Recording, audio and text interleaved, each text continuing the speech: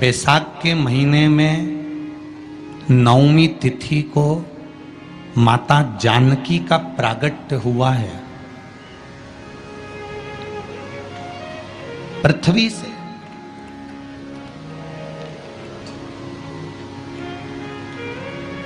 कभी एक विचार करिएगा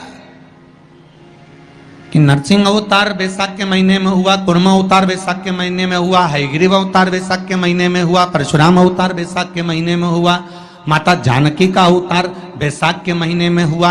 आखिर बैसाख के महीने में, माधव महीने में इतनी महत्वता क्यों?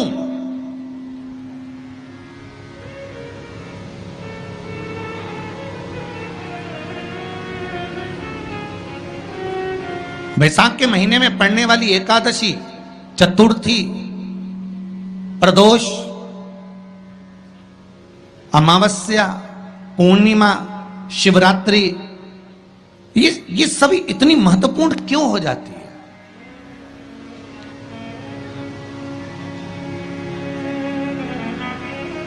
इसकी महत्वता इतनी प्रबल क्यों हो जाती है? किस लिए? क्योंकि बैसाख का जो महीना पड़ता है, सूर्य की संपूर्ण तपन, सूर्य देव अपने पूर्ण तेज के साथ में, पूर्ण तेज के साथ में मृत्यु लोक के निवासियों पर, चाहे जलचर हो, थलचर हो, वायुचर हो, चाहे जो जीव हैं, उस पर जब किरण फेंकते हैं तो संसार का जो मनुष्य है उस पर जब ताप पड़ता है तो ताप पड़ने के कारण उसके मुख से भगवान का नाम निकल ही जाता है, स्मरण नाम निकल ही जाता है। जब उसके मुख से भगवान का नाम निकलता है तो वो भगवान की शरणागति खुद ग्रहण कर लेता है स्वयं।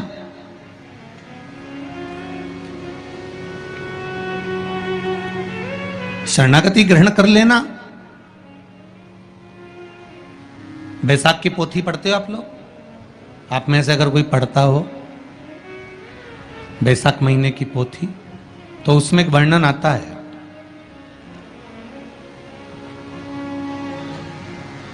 गीता प्रेस गोरखपुर के कल्याण अंक में भी आप ये पावन बैसाख चरित्र श्रवण कर सकते हैं। उसमें बैसाख महीने की पोथी में 10वें दिवस की कथा में 10वें अध्याय में एक व्याध और शंख मुनि का चरित्र आता है।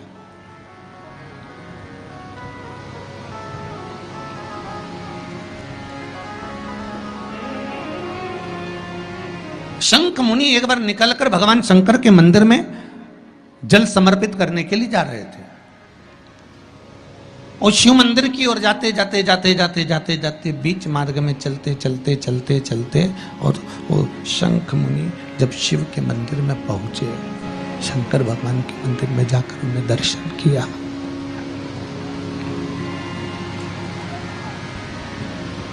जल का पात्र उठाया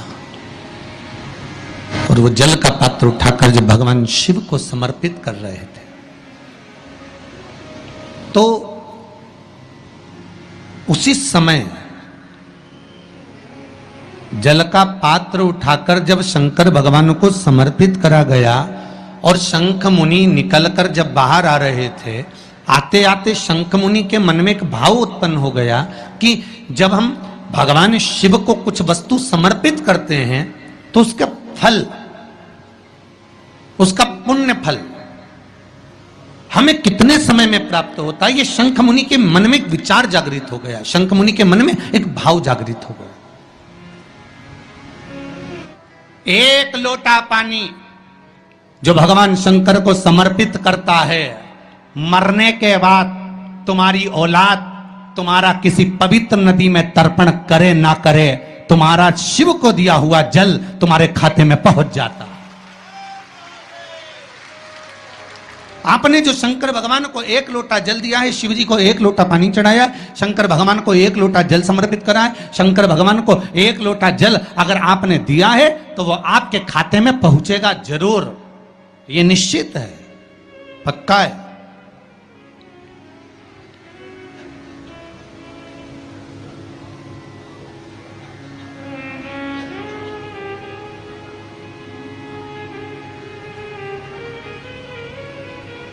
और शिव भक्ति के अनुसार, शंकर भगवान के अनुमोदन के अनुसार, पहले भी कथा में कहा, आज फिर कह रहे हैं, आप जब शंकर भगवान को एक लोटा जल समर्पित करते हो तो वो 33 कौटि देवताओं के हिस्से में चले जाता है, एक भाग पितरों के हिस्से में चले जाता है, एक भाग आहूतों के हिस्से में चले जाता है, एक भाग वाचुकों के हिस्से में चले जाता है। आपने जो भगवान को दिया वो धीरे धीरे धीरे धीरे धीरे धीरे धीरे बढ़ता चले जाता है, भगवान के धामों में पहुंचता चले जाता है। जिन जिनको आपने नहीं भी दिया, शंकर भगवान पे चढ़ा हुआ जल उन तक भी पहुंच जाता है। ये केवल आपकी निर्मल और आनंदित भक्ति के बल पर पहुंचता है, भक्ति के बल। भगवान ब्रह्मा और भगवान विष्णु ने जो मंथन किया, उस मंथन में जो शिवलिंग निकला और ब्रह्मा जी के मुख से निकल गया कि ये शिवलिंग जो निकला है इसके चरण कहाँ हैं, इसका शीश कहाँ है, जरा पता करा जाए। और ब्रह्मा स्वयं भगवान शंकर का सिर देखने के लिए जा रहे हैं और भगवान विष्णु मृत्यु लोक में नीचे तलातल में, रसातल में, पताल में भगवान शंकर का चरण ढूंढने के लिए जा रहे हैं, भगवान शिव का चरण।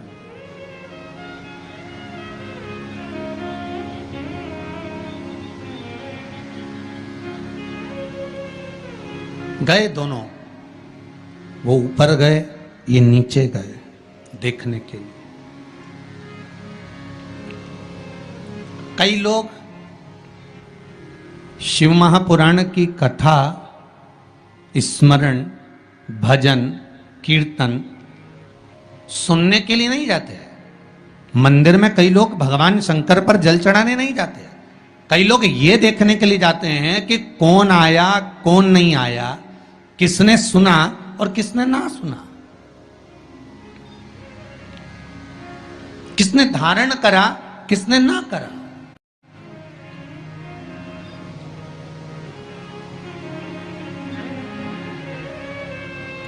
अब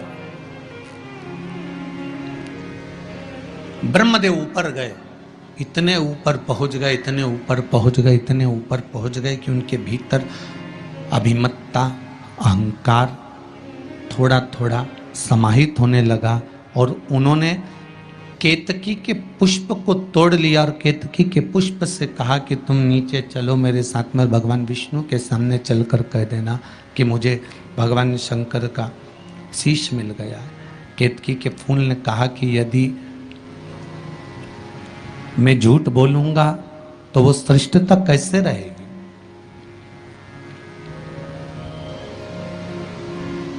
मेरे झूठ बोलने की श्रेष्ठता कैसे होगी। कौन मानेगा मेरी बात को। सामने से गौ माता निकल कर जा रही थी, गाय से कह दिया तुम चलकर कह दो कि तुम चलकर कहो